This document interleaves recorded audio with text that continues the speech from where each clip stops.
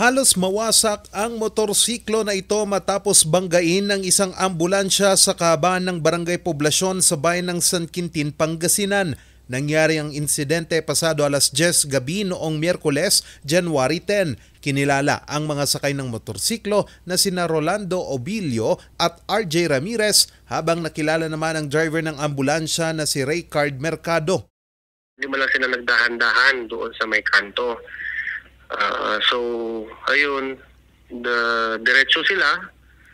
Itong si ambulance naman po, sir, is nasa daan naman. So, binabagtas pa rin niya yung daan. So, nung doon na sa pinangyarihan, tumama yung nabunggunan niya yung motorcycle. Nagtamo ng sugat sa katawan ang dalawang sakay ng motorsiklo, habang ligtas naman ang driver ng ambulansya na pauwi na noon sa bayan ng Maria Aurora sa probinsya ng Aurora. Ayon sa PNP, accident-prone area ang nasabing intersection.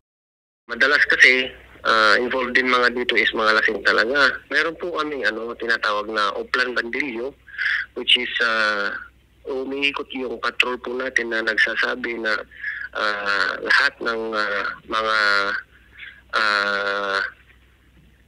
nagmo-motorcycle is required na mag-helmet. Idinaan naman sa areglo ang kaso at nasa ligtas ng kalagayan ang mga sakay ng motorsiklo. Charles Nicolimon para sa Luzon Headlines.